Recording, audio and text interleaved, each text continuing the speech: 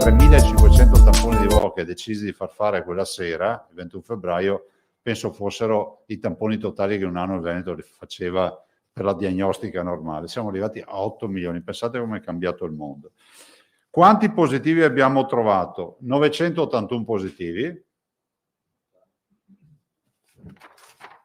981 positivi su 16.281 tamponi, quindi un'incidenza del 6%. Allora, il dato non è assolutamente fortemente rappresentativo perché stiamo parlando della domenica, sempre con i soliti limiti a domenica.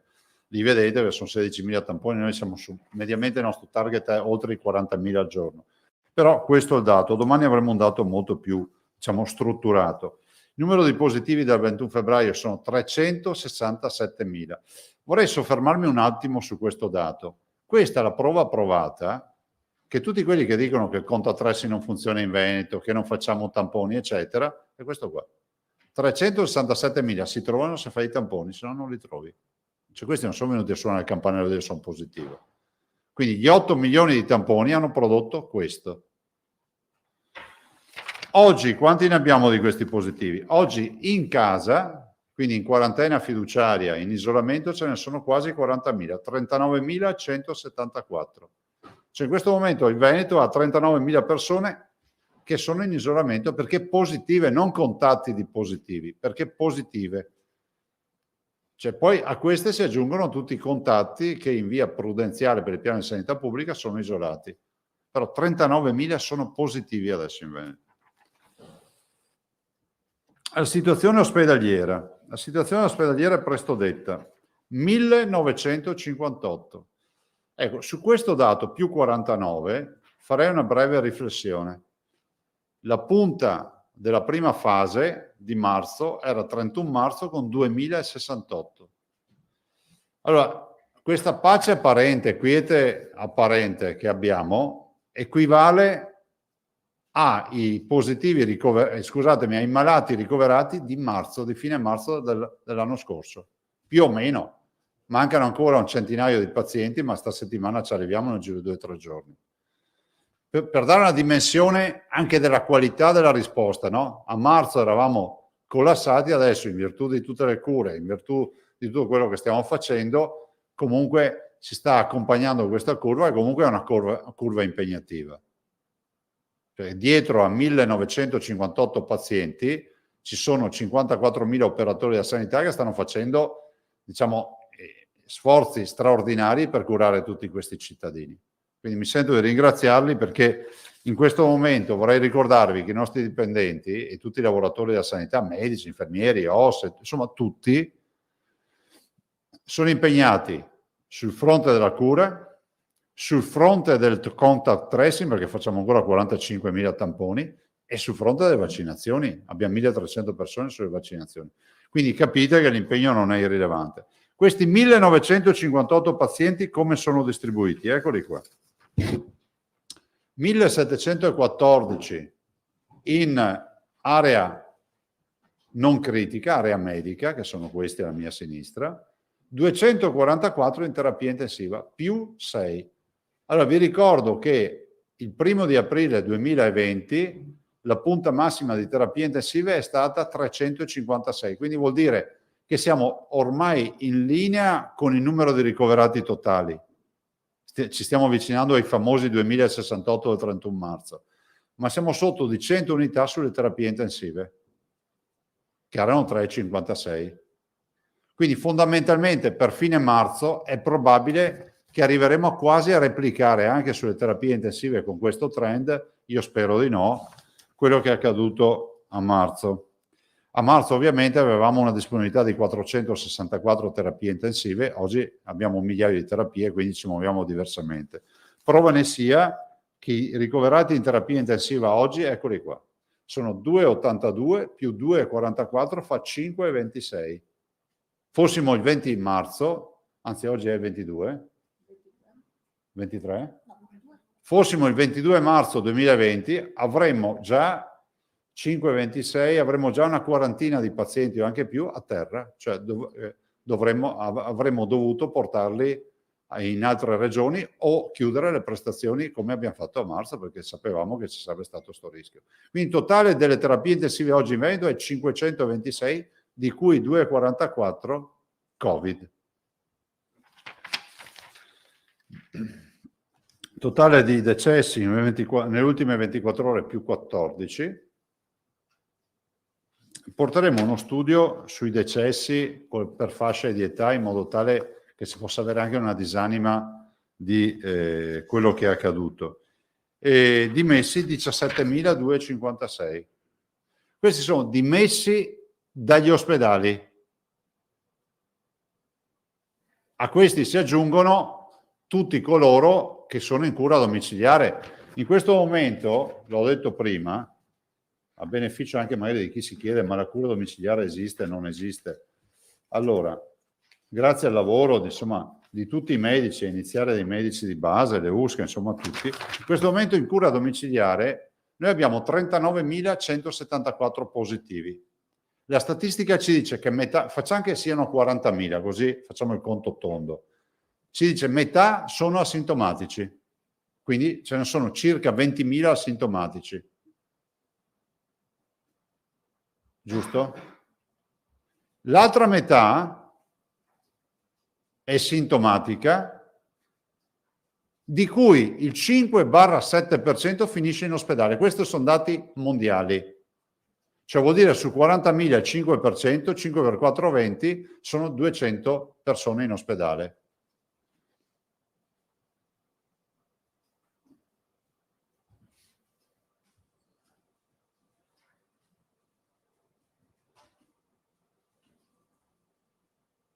No, 2.000 persone.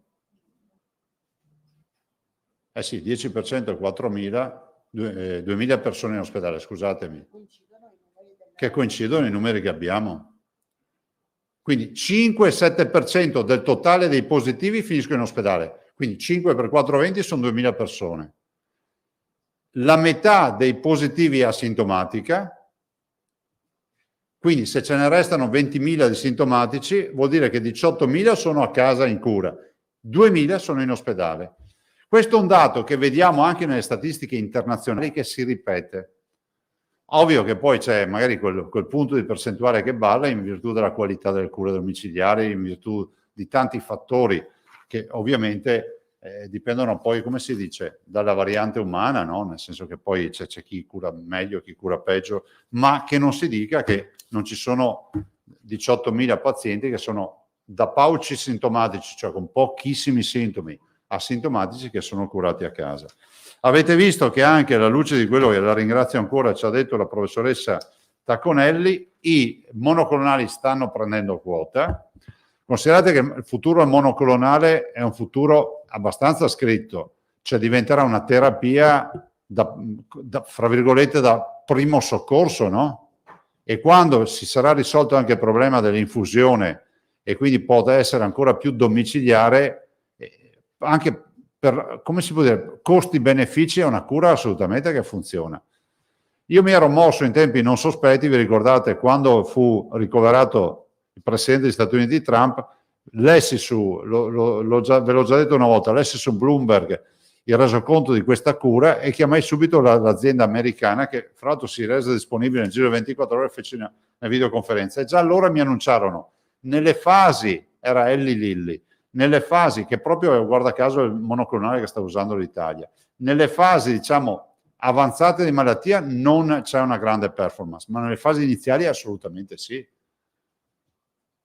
Adesso arriverà un nuovo monoclonale della Roche, se non ho capito male, ho letto male, l'ha detto la Tacconelli bene, che avrà duplice questo, quindi ha una doppia forza rispetto agli altri e quindi sarà ancora più performante. E quindi da un lato i monoclonali, dall'altro il tema dei vaccini, le qualità delle cure, insomma dovremmo venirne fuori. Sui vaccini abbiamo fatto, dico dovremmo nel senso che ne veniamo fuori, e il problema dipende sempre dalla tempistica. Sui vaccini abbiamo fatto una riunione lunga stamattina, penso quasi 3 ore di riunione, prima noi qui, poi con tutti i direttori generali, Stiamo spingendo sul fronte dei vaccini per chiudere intanto, massimo la prima di aprile, tutti gli over 80. Quindi giustamente chi si chiede, ma gli over 80 consideriamo di poterla chiudere, ce ne restano ancora, vi do un dato così avete già gli ultimi dati sugli over 80? Degli over 80 rimanenti da vaccinare sono 255.001.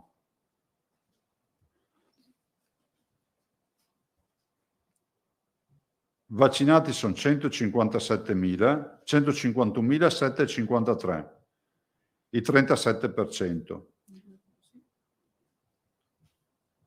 Però è fondamentale dirvi che nel frattempo si sono vaccinate tutte le categorie previste da legge, che sono quelle essenziali, gli insegnanti, eccetera. Sugli insegnanti avete visto che c'è questo problema, che abbiamo molto abbandono. Allora noi anche oggi abbiamo detto che dobbiamo procedere, rinforzeremo ancora di più le liste d'attesa, diciamo le waiting list, insomma i riservisti come qualcuno li ha chiamati, ma noi dobbiamo andare avanti con le categorie, con le vaccinazioni. Penso che quello che vi ha detto la professoressa Tacconelli venerdì sia lungimirante, cioè over 65 maschi, over 75 donne, sono il nostro target, sono il nostro goal. Cioè se noi oggi avessimo vaccinato gli over 65 maschi e gli over 75 donne, sappiamo che abbiamo risolto il problema in gran parte terapie intensive, ricoveri e altro. Si va avanti e in questo momento abbiamo AstraZeneca, perché fondamentalmente sull'altro fronte, diciamo Pfizer, siamo, se non arrivasse la consegna siamo quasi a zero, abbiamo 12.000 dosi. E anzi ve lo posso dire anche con esattezza. Se scusate un attimo vi do un dato che forse vi interessa. Eccolo qua. Allora, un attimo solo. Sì, adesso così leggo anche un altro dato, grazie. Eccoli qua. Noi abbiamo di Pfizer abbiamo 16.224 dosi, cioè nulla se ci pensate. E considerate che l'ultima settimana abbiamo spinto, avendo deficit di blocco dell'AstraZeneca, abbiamo spinto buttando un po' il cuore oltre l'ostacolo rispetto allo stile Veneto, perché noi volevamo sempre in magazzino il richiamo, però ci hanno garantito che arrivava o dovrebbe arrivare in queste ore. Di Moderna ne abbiamo 12.363, ma è terza settimana che poi si procrastina l'arrivo, non dovrebbe arrivarne neanche sta settimana. Di AstraZeneca ne abbiamo 92.008,79, però non sono utilizzabili 23.472 dosi che eseguite il Covid, dei due lotti bloccati. Quindi AstraZeneca 92.879 meno 23.472 che sono i due lotti bloccati. Insomma, i vaccini non è che ne abbiamo tantissimi, anche perché adesso spingiamo, entrano in squadra i medici di base, se autorizzeranno le farmacie sono le farmacie. Adesso stiamo attendendo l'arrivo sta settimana. Sì, noi dovremmo avere sta settimana verosimilmente 131.000 vaccini in arrivo, 131.370. Domani arriva Pfizer, e però c'è da dire rispetto a questo che Moderna di fatto non sono confermati e quindi noi dobbiamo spingere tantissimo su AstraZeneca che ci fa un po' più di magazzino. Considerate che AstraZeneca, anche qui, cuore oltre l'ostacolo, perché non stiamo accantonando, proprio per far veloci, la seconda dose. Altra roba che vi dico, ricordo a tutti, faccio appello, lo dico ai tanti che ci scrivono, le autorità regolatrici EMA e AIFA non hanno posto limiti di età per la somministrazione di nessuno di questi vaccini, compreso AstraZeneca, cioè non è che perché hai più di 70 anni devi farne uno o non fai l'altro, ma hanno posto delle questioni semplicemente che si rilevano all'anamnesi rispetto ad alcune patologie in via precauzionale. Ma questo vale un po' per tutti i vaccini, insomma ci sono delle indicazioni. Quindi si va avanti su questo. Stiamo rifacendo un altro software che dovrà essere a regime entro martedì prossimo. Già questa settimana dovrà lambire parte delle regioni e dopo del martedì prossimo. Un software che ci permette la possibilità di prenotare online in maniera molto agevole, veloce. Stanno lavorando anche sabato e domenica gli informatici, che ringrazio, affinché si possa già pensare a quello che è un modello nuovo,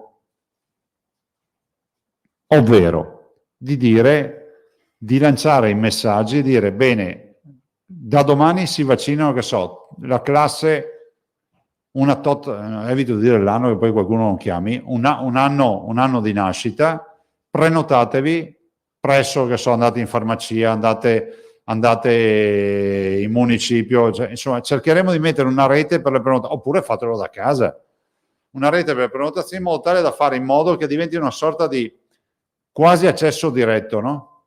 Senza aspettare che qualcuno ti chiami, perché avremo dei numeri talmente importanti, soprattutto alla luce di cosa? Del fatto che a metà aprile avremo una fortuna che è positiva, ovvero avremo un vaccino che avrà una sola dose. Quindi capite anche dal punto di vista organizzativo, farsi la prima iniezione, poi devi uscire, ti danno già la prenotazione per la volta dopo, sparirà sta roba. Quindi un colpo, one shot, one spot, come si dice, no? E per noi il fatto che arrivi Johnson & Johnson con una sola dose ci aiuta non poco su questa partita, perché è una partita di uno sforzo organizzativo pauroso. Guardate, io penso che la luce in fondo del tunnel si vede. Adesso attenderemo i dati anche sta settimana, che purtroppo ci legano a un DPCM nazionale, che è quello del fatto di avere un R con T che sia sotto all'1,25 per tornare in zona arancione, oppure un'incidenza che sia sotto 250 positivi su 100.000 abitanti per tornare in zona arancione. L'Italia comunque dal lunedì prossimo sarà tutta arancione e rossa, perché voglio ricordarlo ai cittadini che nel DPCM che scade dopo Pasqua, il 7 mi sembra scada, prevede che l'Italia la settimana di Pasqua, cioè dal lunedì, sia comunque arancione tutti i giorni feriali e rossa i giorni prefestivi e festivi. Quindi vuol dire che sabato di Pasqua, domenica di Pasqua e lunedì di Pasqua la legge prevede già, anche se tu sei giallo, che sei rosso quei 3 giorni. Gli altri giorni della settimana saranno arancioni anche se tu sei giallo. È rosso, resti rosso. Sì, brava, sì, è rosso. Ovviamente se sei rosso, resti rosso tutta la settimana. Quindi se noi riusciamo a passare e essere promossi alla zona arancione, si sappia che la prossima settimana, tranne sabato, domenica e lunedì di Pasquetta, saremo arancioni. Però dobbiamo attendere venerdì per capire cosa accade. Io spero che poi si chiuda sta parentesi e che si torni, diciamo, alla normalità. E ovviamente la grande sfida ce l'abbiamo noi cittadini, perché tutto dipende dal fatto di tenere bassi questi dati. Adesso spero che anche si consideri che R con T e incidenza davanti a vaccinazioni incalzanti e a monoclonali, a terapie diciamo importanti come si fanno ad oggi, siano soppesati in maniera diversa, perché è innegabile che l'R con T che tu valutavi il 21 febbraio dell'anno scorso è un'altra roba oggi, che sei in presenza di vaccinati, ad esempio della messa in sicurezza di coloro che sono più a rischio, degli anziani, no? Quindi se per la prima di aprile chiudiamo tutta la nostra partita dei over 80, abbiamo già messo in sicurezza una grande fetta importante di popolazione. Vi do un dato che è tanto per darvi una dimensione, i più vecchi, anzi i più saggi del Veneto sono 55, sapete quanti anni hanno? 111. Abbiamo 155, 111 anni, si dice così, e abbiamo 118 a 110 anni, 112 a 109. Quindi in Veneto abbiamo anche delle categorie che andremo a intercettare. Molti di questi sono in cura domiciliare perché magari non sono autosufficienti, però ci andranno a casa, immagino medici di base o altri medici, a fare anche terapia, la somministrazione domiciliare. Considerate che alcune RULS hanno già iniziato con le terapie domiciliari. Ne cito una di piccola oggi che ringrazio, che è l'ULS di Polesana, della dottoressa Simeonato, che ha già iniziato in maniera importante a fare la domiciliare per i non autosufficienti. Io passerei la parola a voi. Cosa abbiamo? No, noi abbiamo una conferenza dei presidenti giovedì, dove si discuteranno le regioni benchmark. Vi ricordo che il Veneto è una delle 5 benchmark nazionali, e poi ci sarà l'autorizzazione, il parere, scusate, non l'autorizzazione, brutta parola, dei presidenti di regione rispetto alle 2 nomine da confermare, che sono la nomina di AIFA e la nomina di Agenas. Basta, passo la parola a voi. Dopo i prossimi giorni, ecco sì, i prossimi giorni sarà il dottor Rosi, perché un focus sulle terapie intensive è giusto farlo, e tornerà la dottoressa Russo per la campagna vaccinale, poi ci sarà il dottor Flor e poi anche altri ospiti, perché è giusto coinvolgere anche professionisti che diano anche ai veneti quindi ai veneti, per vostro tramite, uno spaccato di quello che sta accadendo. Allora, nell'ordine ho Tosatto, Bonet e Bastianello e Fois. Presidente, buongiorno. Buongiorno. Allora, in verità, per quanto riguarda la campagna di vaccinazione, noi abbiamo ricevuto e stiamo ricevendo numerose segnalazioni di disservizi e altrettanto numerose proteste. Ad esempio, è successo in questi giorni, è successo a Treviso, è successo a Verona, di persone che avevano un appuntamento confermato con SMS, sono andati al centro vaccinale, sono stati rimandati indietro senza spiegazioni plausibili. A Padova ieri c'erano ore di coda. Vengono segnalati continui problemi nella prenotazione ai siti, non si riesce a prenotare, i numeri verdi non funzionano. Qualcuno chiede se non è possibile istituire un link per mettersi in lista d'attesa nei casi di rinuncia. A volte le rinunce sono massicce, come ha spiegato Flor. E insomma, francamente si ha l'impressione che la campagna vaccinale proceda con estrema difficoltà. No, francamente questa è un'impressione che avete solo voi. Nel senso che voglio ricordare che la mole cioè noi ci scusiamo con tutti quelli che hanno dei disservizi, però vorrei anche ricordare che qui non è che i nostri stanno pettinando le bambole. E voglio anche ricordare che la mole delle vaccinazioni è una mole importante. Alla fine il nostro target saranno 4 milioni di veneti, più o meno, voto per pieno. Per dire, tu hai citato Treviso, e ci mancherebbe, se uno ha un disservizio è giusto scusarsi, ma non è che da questo passiamo al fatto di dire che non funziona niente, perché ieri Treviso, piena domenica, ha vaccinato 3.000 persone. Se avete un'idea di quante sono 3.000 persone, è un comune in Veneto. 3.000 persone che si sono recate davanti a centinaia di medici, i medici di base sono andati gratis a vaccinare, ci sono un sacco di volontari, ecco, un giorno magari calcolare quanta movimentazione di volontari abbiamo, e a me risulta che le vaccinazioni, noi riceviamo anche tante persone che ringraziano. Io sono arrivato, sono sceso dall'auto, sono entrato, mi hanno accolto, diciamole anche queste storie. Dopodiché, guardate, se qualcuno pensa che questo sia un percorso netto da qui all'ultimo vaccino, io dico non puntate neanche un centesimo, perché sicuramente avremo un sacco di guai, ma purtroppo è la mole dell'intervento, no? In poco tempo, fra l'altro non avendo avuto sto sali-scendi, Filippo, di forniture, tu non riesci neanche a programmarti. Quanto ai siti è vero, tanto è vero che vi ho detto io in anticipo che per martedì dovrebbero essere tutti allineati, perché qual è stato, secondo me, una sottovalutazione? Che si è voluto applicare un modello di reclutamento dei pazienti, dei cittadini per il vaccino, utilizzando il modello delle lettere, che è un modello che ha sempre funzionato, ma giustamente abbiamo avuto delle lettere che arrivavano dopodiché delle lettere che magari non arrivavano per errori anche negli indirizzi. la mole è talmente grande che bisogna creare un link diretto con l'interessato. Ma allora c'è un problema, perché non tutti hanno il computer o non tutti lo sanno utilizzare, ed è giusto che abbiano accesso come gli altri. Lo devi creare, lo sta facendo l'assessore Nazzarin, che si vede giovedì l'ultima volta, con le farmacie, un primo link, dopodiché parleremo con i comuni, con l'ANCI, con il presidente Conte, per dire, uno vuole andare all'anagrafe del comune e dire guarda, voglio prenotarmi per il vaccino, cioè deve diventare endemica questa possibilità di potersi prenotare, perché a quel punto noi abbiamo certezza di, a parte il fatto che abbiamo avuto anche le sorprese di chi si è prenotato e non ha disdetto, no?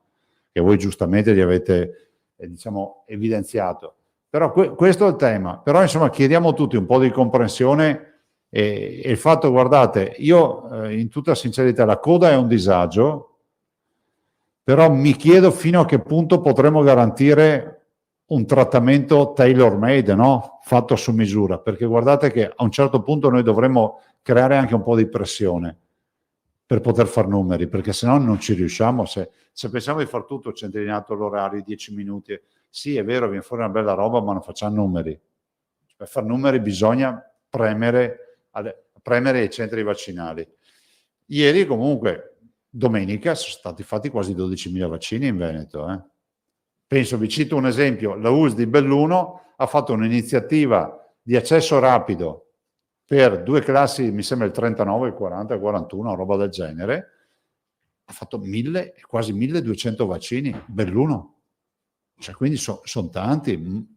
Considerate che Belluno i primi giorni faceva 300 vaccini, cioè quindi veramente abbiamo anche bisogna avere un po' di fiducia, un po' di pazienza. Ecco, io mi scuso con i cittadini, ma non, cioè mi scuso, e non è che è colpa mia, cioè dico che poi ci sono anche dei disguidi che possono nascere, cioè capite che basta che uno non si presenti al lavoro, succede che un altro non si presenta a farsi vaccinare e salta il sistema. Però guardate che è una mole di vaccini da paura, da paura.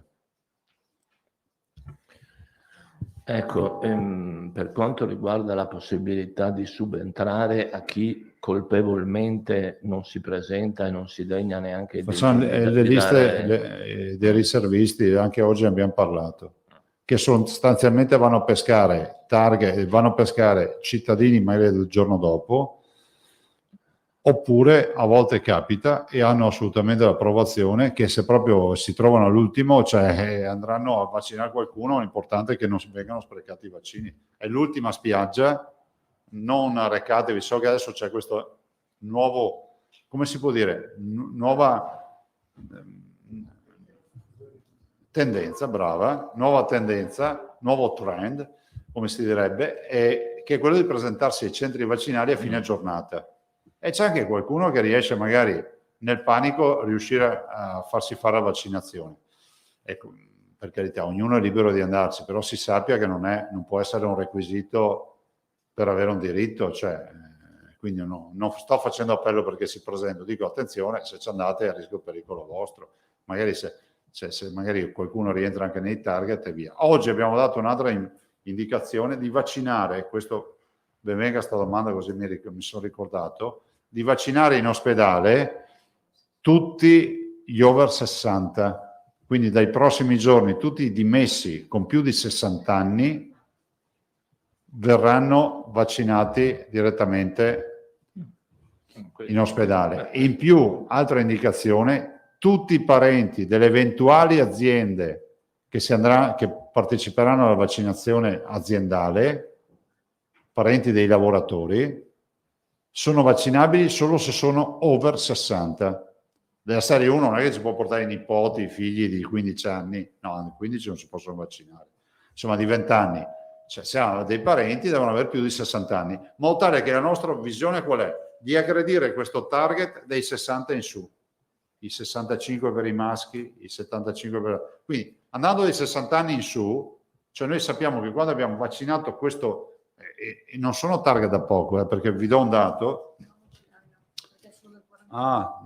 però posso darvi i più giovani, solo dai 41 sono 42.000, e poi più si scende di età, più crescono. E considerate che il 68, la mia classe, ha 85.000 persone, quando vi era tanti nati. E adesso ne abbiamo metà. Metà. Presidente, per quanto riguarda questo link che lei annuncia a partire da martedì, siccome mi sembra una roba rilevante, perché quello che poi crea un po' di scompiglio è che la gente chiede quando toccherà a me e come devo fare, no? Questo link spiegherà con chiarezza alla gente quando sarà il turno rispettivo e cosa fare? Perché... No, ci saranno degli annunci rispetto agli anni di nascita a quel punto, e si apriranno le prenotazioni, che so, per il 1968. Quindi finché sono esaurite quelle prenotazioni, poi si passerà al 69, poi al 70, 71 e così via. Cioè, faccio degli esempi di anni di nascita che non devono presentarsi al momento delle vaccinazioni. Considera che un po' tutte le realtà vaccinali del Veneto utilizzano magari oggi il link zero code, utilizzano diverse modalità, tanti utilizzano ad esempio gli SMS. Anche qui, perché gli SMS? Perché abbiamo i numeri di telefonini degli over 80 presso i CUP e quindi approfittiamo di quelli, però molti magari anziani non leggono il messaggio, usano il telefonino ma non leggono il messaggio, lo sappiamo come funziona, no? E quindi magari ce li perdiamo per strada perché giustamente il burocrate dice ma è stato inviato il messaggio, sì ho capito, ma se uno non lo lese è come non l'avesse ricevuto. Non si è capito per i pazienti fragili se vengono vaccinati da chi li ha in cura oppure chi li ha in cura ospedaliera o dai medici di famiglia. Dipende sempre da che fragilità parliamo, cioè nel senso, quando abbiamo parlato degli oncologici chiaramente erano in cura in base ai centri appunto di riferimento. Altre patologie che sono quelle tra i fragili dovranno essere individuate anche tramite il medico di medicina generale. Pensiamo alla persona col diabete di tipo 1, il diabete di tipo 2, cioè alcune categorie che ci sono dovranno essere individuate tramite i propri medici. Sì, guardate che è fondamentale e strategico anche questa collaborazione che è nata ulteriormente con i medici di base, perché conoscono i loro pazienti. Sapete, poi cioè non è che noi possiamo muoverci in base alle categorie di esenzione ticket. Uno dice, beh, facciamo la selezione così, per patologia, diabetici, però c'è poi tutta una gradualità, perché c'è il diabetico obeso, c'è il diabetico diciamo che ha un livello di insulino dipendente, qualcun altro non lo è, insomma c'è tutta questa storia. I medici di base sono fondamentali in questa partita, tanto è vero che l'assessore ha chiuso l'accordo ancora una settimana fa con i medici di base. In alcune province si sono già attivati, Venezia e... Ieri c'era Venezia, in alcune medicine di gruppo integrato. Nel Bellunese sono stati ad Agordo, sono stati i medici di medicina generale a fare il drive-in appunto con la vaccinazione. So che partono anche in questi giorni, anche in altre USL, adesso non vi so dire dove, però insomma stanno partendo. Sei a capovolto Leon. No, bene. A posto Filippo, sì. Marco Bonnet del Corriere del Veneto. Sì, grazie Presidente, ho tante Buongiorno. domande, quindi cerco di essere veramente telegrafico. Prego. Allora, prima domanda, lei prima parlava delle regioni benchmark, no? Cioè noi siamo abituati a conoscere il Veneto sempre al top di queste classifiche e regione benchmark, per cui lei come si spiega il fatto che ogni volta che escono delle statistiche, questa volta siamo sempre in coda, cioè sono uscite le fondazioni GIMB sugli over 80, eravamo agli ultimi posti. Io stamattina sono andato a vedermi il somministrato sul ricevuto e anche qui siamo in coda col 79%, peggio di noi fanno solo Liguria e Lombardia, vedo qua. E che cosa non sta funzionando? No, non è proprio, non c'è. La domanda è un'altra. Perché? Semplicemente per un semplice motivo, perché noi abbiamo fatto la scelta di accantonare la seconda dose. Ma ve l'ho detto 1 miliardo di volte questo, C'è una scelta, se voi vedete ci sono delle regioni che una settimana fa avevano il 91% del somministrato. Cosa vuol dire? Vuol dire che non hanno un magazzino. Se qualcuno chiudesse l'interruttore della fornitura, si ritrovano senza vaccini. Ok, però noi avevamo capito che era stato superato questo problema, no? Dopo con la ripresa delle forniture. Sì, ma infatti ho detto che stamattina, superato, attenzione, se oggi non arrivano i vaccini, noi che abbiamo spinto un po' di più, ci ritroviamo a 12.000 Pfizer, vuol dire che tutti i richiami dei Pfizer si fermano a 12.000. Cioè, ecco, io non vorrei che qualcuno continuasse a vendere come aspetto negativo questo. Cioè, ognuno, come si può dire, prudente a casa sua. Cioè, c'è chi compra le azioni, investe solo in azioni, chi fa una metà e metà, chi compra solo titoli di Stato. Noi ci siamo messi a metà strada, nel senso che il rischio abbiamo voluto distribuirlo, perché poi vai a spiegarlo ai veneti che devono fare la seconda dose e tu non hai il vaccino. Ok. Secondo me abbiamo già provato il brivido. Ok, poi sul tema delle informazioni di cui parlava prima Filippo, volevo capire questo. Io ho l'impressione, chiedo a lei se è così, se è confermata, che il tema, che le USL siano andate un po' in ordine sparso, e mi spiego. Cioè, l'assessore ha sempre parlato della lettera come mezzo di convocazione, Certo. e noi così abbiamo riportato. Poi però ci trovavamo sui territori che invece c'erano USL che partivano con i messaggi. Perché hanno C'è stato integrato il un modello. cortocircuito, forse un po', o no? No, hanno integrato il modello. Del resto questa è la prima campagna di massa fatta così. Guardate, oggi noi abbiamo detto un'altra roba alle ULS. Ho detto, affiniamolo bene a sto modello, perché a settembre-ottobre non avremo 1 milione di veneti da vaccinare. I veneti ci chiederanno tutti con questi numeri di poter essere rivaccinati, no? Perché poi questo sarà un vaccino annuale, immagino. Quindi questo è un modello nuovo di vaccinazione. E se andate a vedere, magari se qualcuno si prende la briga di vedere, basterebbe guardare i siti degli altri colleghi di regione e vedete quali sono le modalità di ingaggio del paziente. E capite dai siti che siamo tutti più o meno allineati nella stessa maniera. Sempre su questo tema, rispetto al nuovo software di martedì, avete preso in considerazione l'ipotesi di usare quello di Poste, che vedo che sta tornando per esempio in Lombardia? Lo hanno Oppure preso l'avete in considerazione i nostri. All'inizio siamo stati i primi a valutarlo, magari vi faccio venire qui anche il dottor Mongilio che ha fatto tutta la valutazione. C'erano dei problemi perché era laborioso all'inizio, ma adesso io non voglio, se c'è il dottor Mongilio ancora qui, Mario forse anche è andato via. Domani vi faccio spiegare bene. C'erano proprio dei problemi tecnici. Sembra sia stata modificata, ci siano state delle modifiche, però noi abbiamo sempre il problema poi del fatto che noi abbiamo un'anagrafe vaccinale e deve essere in rete con quello che fa. No, il problema è il sistema SPID, forse. All'inizio aveva SPID, poi cioè, il primo modello, almeno da quello che ricordo io, che è stato detto, allora all'inizio aveva il SPID, quindi uno bisognava che, cioè era molto complicata. Adesso l'hanno molto alleggerito. E noi avevamo proposto di toglierlo. È sicuramente migliore adesso, però non so le ultime valutazioni insomma, che hanno fatto i nostri tecnici. Ecco, accanto a questo avete considerato l'ipotesi di fare un centro informazioni unico sulla scia di Azienda Zero, perché quello che dice Filippo è diffusissimo, c'è gente che chiama e non ha risposte. Abbiamo rafforzato, usciremo anche con un numero verde, però considerate sempre una roba, un discorso se si chiama 10 persone, un altro se chiamano 100, un discorso se chiama 1000, cioè al cittadino voi dovete darsi una mano a far capire anche una roba, che se chiama il Veneto intero contemporaneamente non c'è nessuno che riuscirà mai a rispondere, e purtroppo su sta roba qua cioè la mole di richiesta è talmente elevata, abbiamo superato, secondo me, quella dei tamponi. Vi ricordate all'inizio? All'inizio c'era tutte le richieste per i tamponi, robe. Cioè, non è così facile. Ok, quindi di pari passo alla partenza di questo sistema di prenotazione online ci sarà anche un potenziamento. Con un numero verde regionale. Ok. Che va a supporto di quelli provinciali. Ciò non toglie che se al numero verde, io ho visto che i tamponi erano arrivati a un centinaio di persone, 100 persone che rispondevano, ma se ci mettete 100, cosa facciamo? 10 telefonate all'ora a persona? Perché uno deve parlare e spiegare. 100 per 10 fa 1000, li facciamo lavorare 10 ore, 10.000 telefonate. Ma se ne fanno 10.001, questo qua vi chiamerà e vi dirà non hanno mai risposto al telefono. Certo, chiaro. Così funziona. Noi possiamo darvi il report di quante telefonate al giorno arrivano, cosa volete che vi diciamo? Ok, liste dei riservisti. Sì. Io ricordo che lei già la settimana scorsa aveva dato un input in questo senso, adesso dice abbiamo di nuovo chiesto ai DG oggi di attivarsi.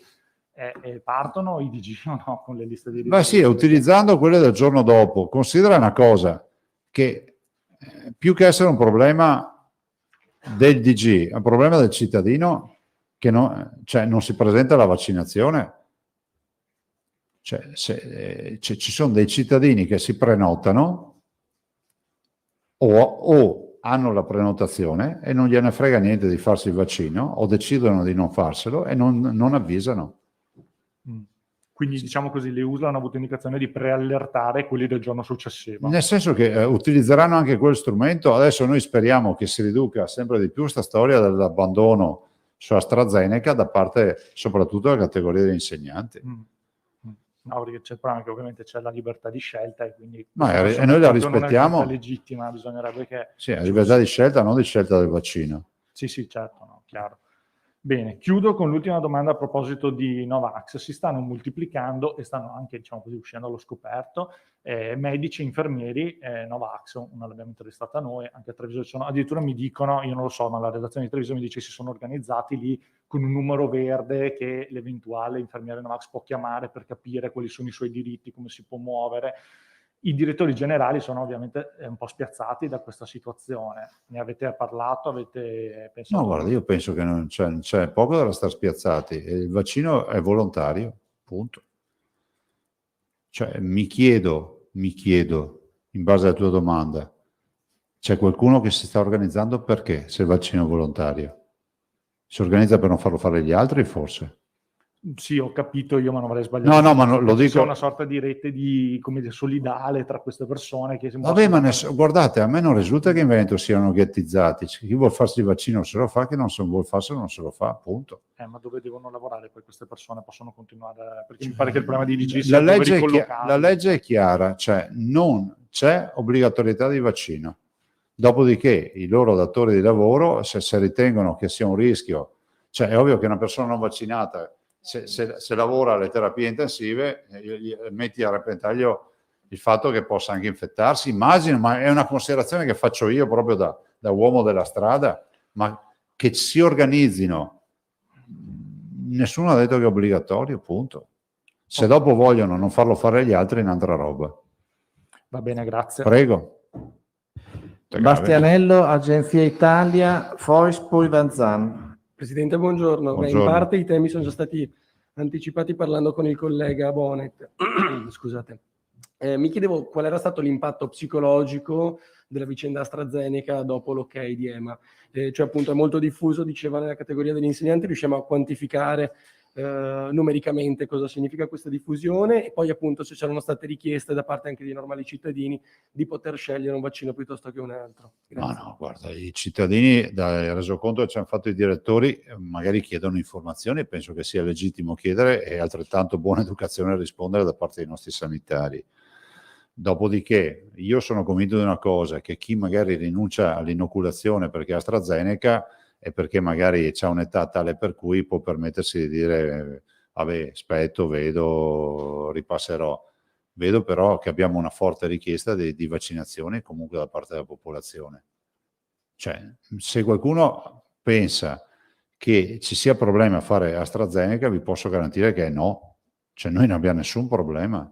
AstraZeneca se lo fanno e se lo fanno i cittadini che magari non sono quelli che si sono prenotati, ma sono quelli che dicono se mi fate il vaccino, tanto è vero che vi ricordo che non c'è nessun limite di età, questo va ricordato a tutti, per nessuno dei vaccini. Moderna, Pfizer e AstraZeneca sono per tutte le fasce d'età dai 16 anni in su, mi sembra, no? Dai 16 anni in su. Ovviamente ci può essere la discrezionalità del medico che a seguito dell'anamnesi dice gli facciamo Pfizer piuttosto che Moderna o AstraZeneca in virtù di alcune patologie, conoscendo diciamo le indicazioni, punto. Tanto è vero che si fa l'anamnesi prima. Ma scusi, è possibile quantificare questo fenomeno dell'abbandono? All'inizio abbiamo avuto un 50%, però secondo me va scemando adesso. Cioè, no.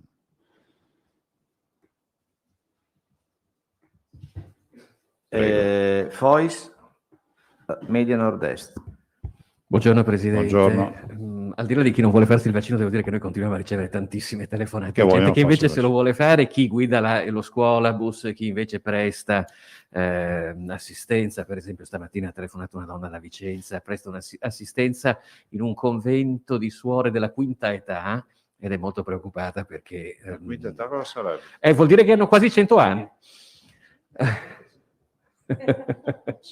Ci seguono purtroppo hanno avuto grossi problemi con la prima ondata e sono tutti preoccupati adesso e sperano che il vaccino arrivi prestissimo. Però a me quello che colpisce, anche più o meno tutti i temi sono già stati trattati, è che lei quando parla di arrivi di vaccini utilizzi sempre il condizionale, cioè che ancora oggi ci sia la suspense di sapere se quello che deve arrivare domani arriva o meno, e questo vale più o meno per tutte All'inizio si pensava che fosse diciamo che si stesse assestando la macchina di distribuzione, mentre invece lei dice che mancano fisicamente i vaccini. No, io ho l'obbligo, venendo qui ogni giorno, se venissi una volta alla settimana, noi venissimo qui una volta alla settimana, possiamo anche fare, come si può dire, un minimo di riassunto, ma venendo ogni giorno è microscopica la cosa. Siccome ormai funziona l'Ipse Dixit, no? Lui l'ha detto, se io dico che domani arrivano e non arrivano, è colpa mia poi se non sono arrivati. Ve l'avevo detto che arrivavano, l'aveva detto Zaia.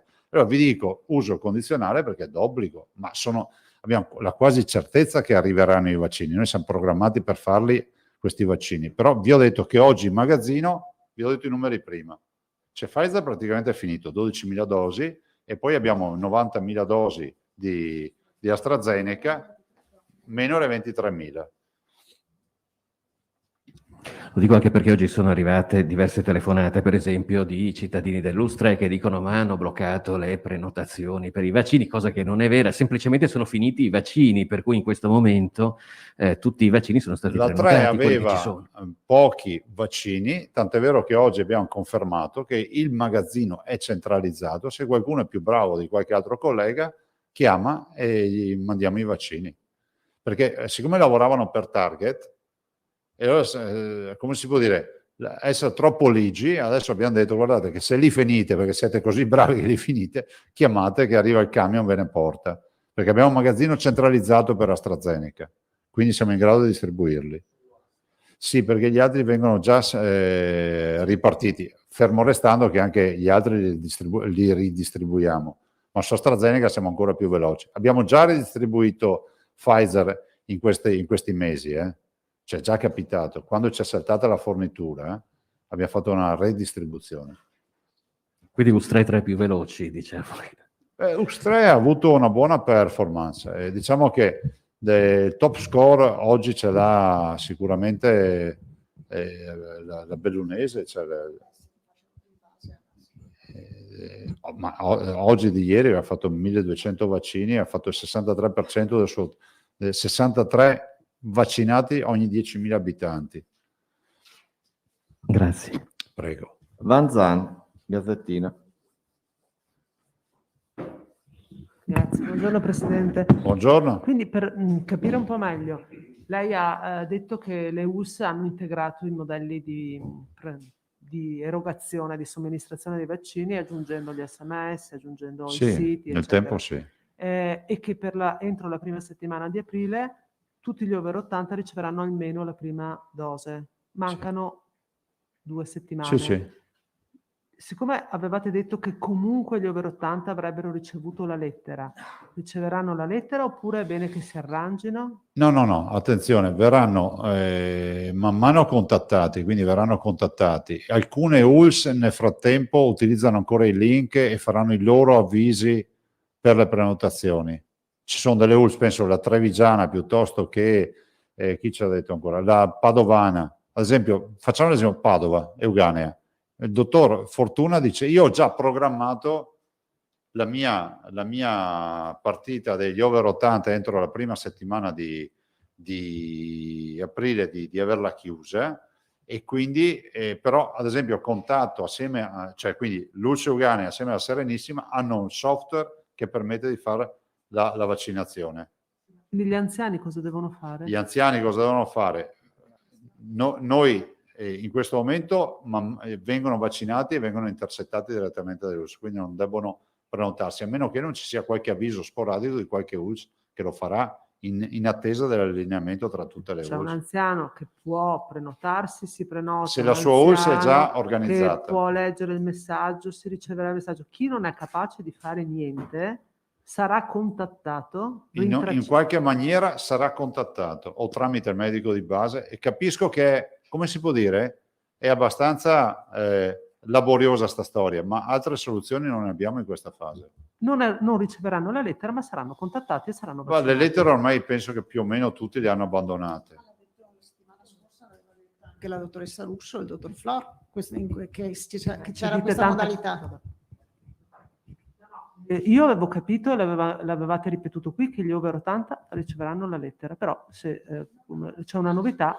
settimana scorsa, quando è venuto qui la dottoressa Russo, c'era il dottor Flor. Il dottor Flor, se andiamo a vedere, ha detto che in qualche modo saranno contattati, cioè saremo noi a contattarli in qualche modo, o con lettera, chi ha già inviato la lettera, altri con l'SMS, oppure con le modalità. Però lo ripetiamo, insomma, se questo serve a far chiarezza. Seconda domanda, gli over 60, Presidente, ha detto quelli dimessi saranno richiamati in ospedale? Cioè, No, richiamati no. alla dimissione. Ah, quindi Sì, scusami, alla dimissione, cioè prima di andare a casa, vaccino.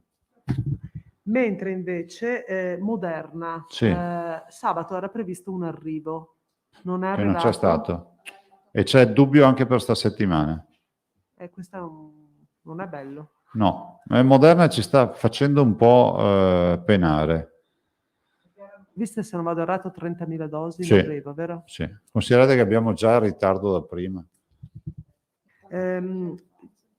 Nel caso in cui fortunatamente arrivassero tutti i vaccini, tutte le dosi, tutti i lotti e quindi avessimo come Veneto, ma anche le altre regioni, una mole enorme di farmaci da somministrare, il Veneto ce la fa con le proprie forze, con la macchina che avete messo in Ce piedi, la fa. oppure potreste pensare di chiamare, visto che c'è stata la disponibilità, all'esercito? Ma no, in questa fase no, non si sta valutando. Cioè, fermo restando, guarda che l'unità vaccinale, cioè, se ne fai, cioè, per incrementare ulteriormente la capacità vaccinale ci vogliono tante persone, cioè non so che disponibilità abbia l'esercito.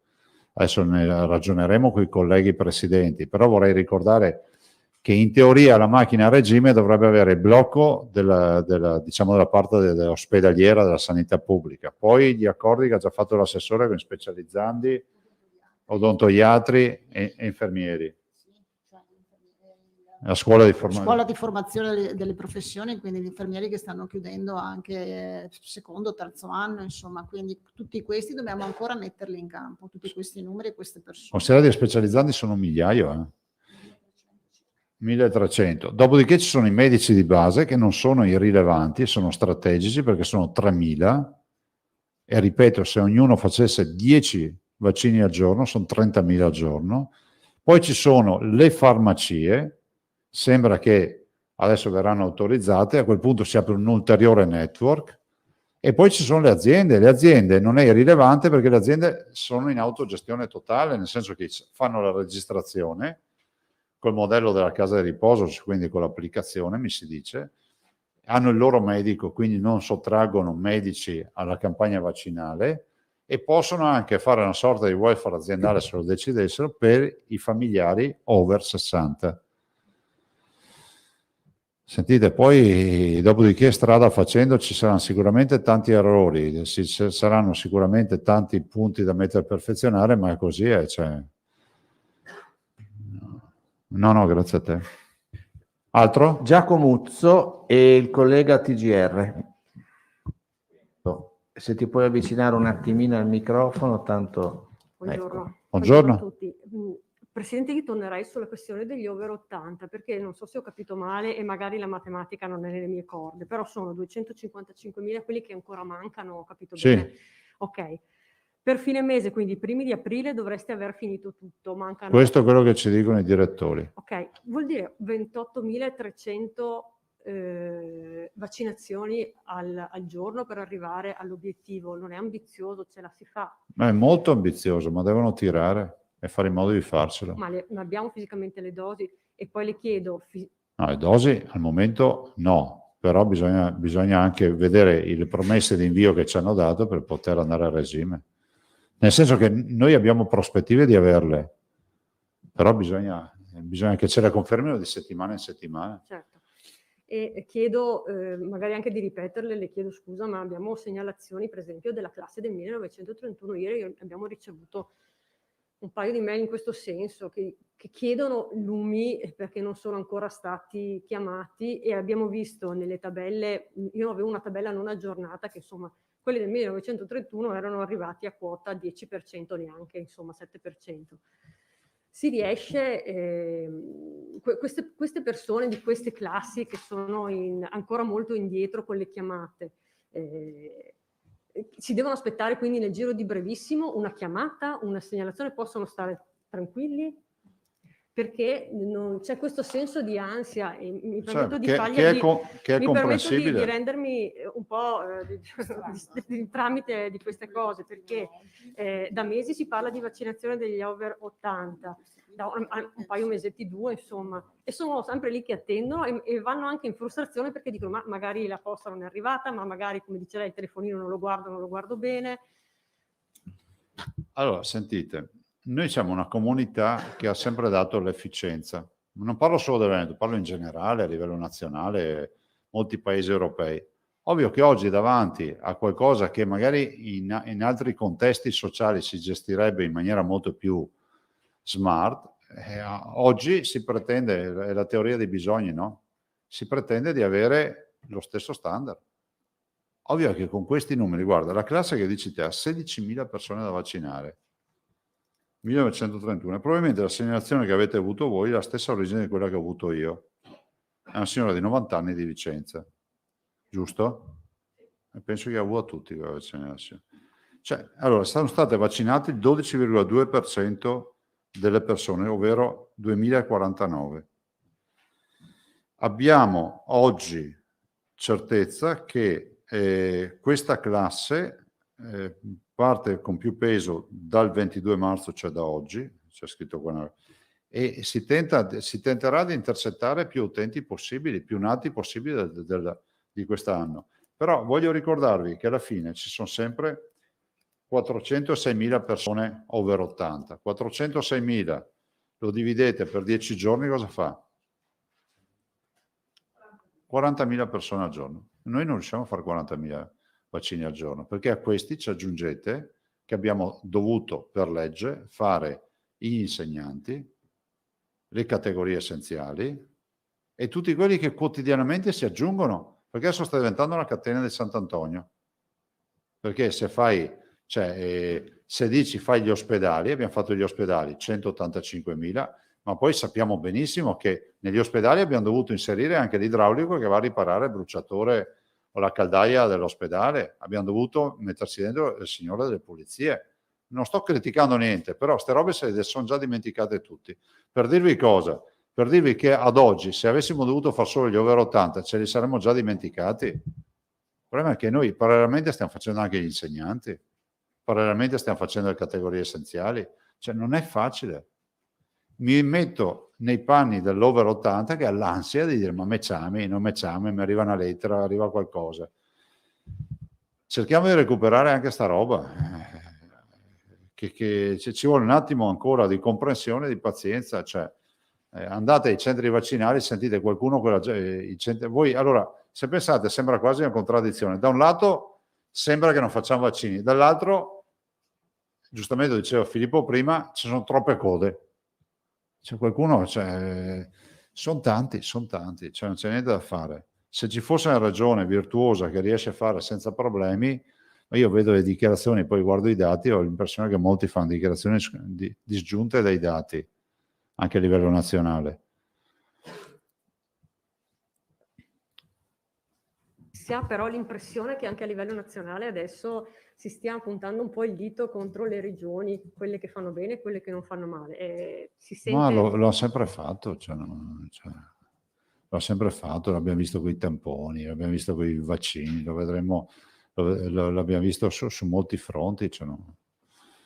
Aspetta che vi dica, se quelli che punta il dito sono quelli che non hanno i pazienti di cui occuparsi, sentite, a me lezioni da quelli che non hanno il problema di avere 4 milioni di veneti da vaccinare, sono lezioni che non mi servono a niente. Cioè, capito? Se ci fosse un collega che ha lo stesso problema mio, mi posso confrontare, ma che me lo venga a dire qualcuno che non sa neanche di cosa stiamo parlando, no. Le rubo un'altra domanda. Che cosa ha pensato quando ha visto le manifestazioni tra sabato e domenica che si sono svolte in varie città del Veneto per la riapertura della scuola? Qual è il suo commento? Semplicemente che chiudere la scuola è una sconfitta, che sono da comprendere questi genitori, in particolar modo quelli delle scuole primarie dello 0-6, cioè quelli dei cui i bimbi non sono in grado di accudire a se stessi, o meglio hanno bisogno di un tutoraggio quotidiano e sono in una fase evolutiva dove la formazione pesa ancora di più E ricordo che quando poteva la regione discrezionalmente chiudere le scuole, non siamo mai arrivati a chiudere quell'ordine e grado. Noi ci siamo sempre fermati alle superiori e l'ultima settimana, abbiamo fatto solo una settimana, seconda e terza media. Ovvio che il legislatore ha deciso che con la zona rossa o sopra i 250 positivi su 100.000 abitanti si va alla chiusura di ogni scuola di tutte le scuole di ogni ordine e grado. Questo, fra l'altro, voglio dire, siccome vedo ogni tanto qualche commento che sembra che siano decisioni venete, non sono decisioni venete e riguardano sostanzialmente tutte le zone rosse, quindi tutto il nord Italia di fatto e anche altre regioni che sono andate in zona rossa. Ma è comprensibile, insomma, io spero che finisca anche questa stagione dove sta lì tutti i giorni e pensare se la scuola è aperta o chiusa. Si aprono queste scuole, i cittadini devono prendere atto che bisogna avere tutela. Perché se voi andate a vedere i dati dell'incidenza dei positivi nel Veneto orientale, vedete, mi sembra 500 positivi su 100.000 abitanti, che è il doppio. Giustamente stamattina, sentito il dottor Filippi ci dice sì, ma noi abbiamo avuto un sacco di focolai scolastici e questi ci hanno fatto schizzare in alto. Allora, capite? E 350 all'Alta Padovana. Però insomma abbiamo speranze che si vada verso il calo su questi parametri. C'è un RCT nazionale che sta calando, sembra, e spero che il Veneto segua e dopo Pasqua si torni alla normalità. Questa è l'unica speranza che abbiamo. Perché è una speranza? Perché non dipende da noi. Ecco, vorrei spiegare un'altra roba, approfitto da Giacomuzzo. Sulla scuola vedo a volte che vengono proposte soluzioni eroiche.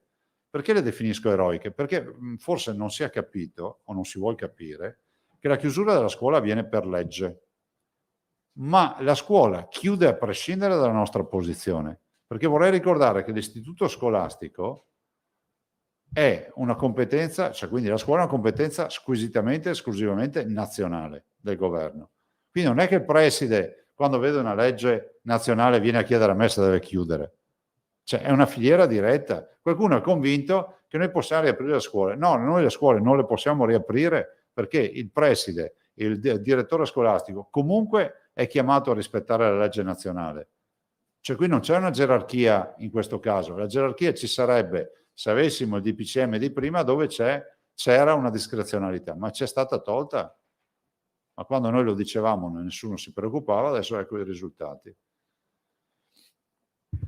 TGR Veneto. Sì, volevo solo una precisazione ulteriore sul software di cui stava parlando, un nuovo software, che non ho capito se si tratta di un modello nuovo per centralizzare il sistema di chiamate oppure se è un ambiente in chiaro in cui io come utente posso andare una volta che è uscita la mia classe dettata. Esatto. E questa è la seconda? È ben definita, è un ambiente in chiaro che funziona già, diciamo, a Venezia e a Padova, da diffondere su tutte le altre province. Il dottor Flor ci dice che per martedì prossimo in teoria dovrebbe avere già agganciato le altre province in maniera tale che a quel punto si va a bypassare tutto e l'annuncio sarà non più mandare la lettera, messaggio eccetera, oppure si farà anche questo, ma ci sarà scritto in quell'annuncio: sono aperte le vaccinazioni per quella classe, prenotatevi su questo link. Sperimentalmente, se sentite ad esempio la dottoressa Carraro di Belluno, l'ha già fatto domenica con 3 classi di età. E la tempistica cosa possiamo dire? Tempistica, guarda, cioè, siccome poi qua tutti pesano ogni parola che dico, il dottor Flor, ve lo sottolineo, il dottor Flor stamattina in riunione ha detto che conta sta settimana di agganciare Verona e Vicenza, mi sembra, e Treviso, e di chiudere per martedì anche con le 2 piccole, con le altre 2 realtà. Però capite, se poi è martedì e sabato non ve lo so dire, perché hanno lavorato sto fine settimana sia sabato che domenica gli informatici. Non sono in grado di dirvi, però l'abbiamo già chiesto oggi al dottor Flor di essere qua domani e vi dà un resoconto di tutta questa storia, perché è giusto che, come si vede, lui è responsabile e risponda a lui a queste domande. Domani c'è il dottor Rosi, quindi mercoledì, sì. Prego Alda. Presidente, scusi, tornando su Moderna, spero sia stato uno dei vaccini utilizzati per le case di riposo dove è stato completato il all'inizio secondo sì. ciclo. Quindi se voi ne avete avute oltre 43.000 e somministrate oltre 30.000, le dosi che ci sono in magazzino, 12.000, non basterebbero per fare i richiami. E questo, se uno è stato vaccinato con Moderna, potrebbe anche cominciare a preoccuparsi un pochettino, visto che è saltata anche la fornitura di sabato. Non c'era A questa... meno che non siano già tutti a posto, perché sono quelli delle case di riposo. No, Ha non una c'era notizia? questa preoccupazione stamattina alla riunione, immagino che sia per questo motivo, però non te lo so dire adesso, non lo so. Perché ho visto che su Moderna c'è proprio andata, cioè abbiamo dovuto prendere atto che c'è ancora problema. No, ma questo è chiaro. Il punto è se ci sono persone che aspettano la seconda dose e se non ce n'è. Allora, a me risulta che non c'è problema per i richiami. A me risulta ad oggi, perché questa mattina non è proprio uscito l'argomento richiami su Moderna e disponibilità di dosi. Moderna. Prego. Io avrei finito il giro se non ci sono Tosato nel frattempo. Altri? Poi chiudiamo. Perfetto.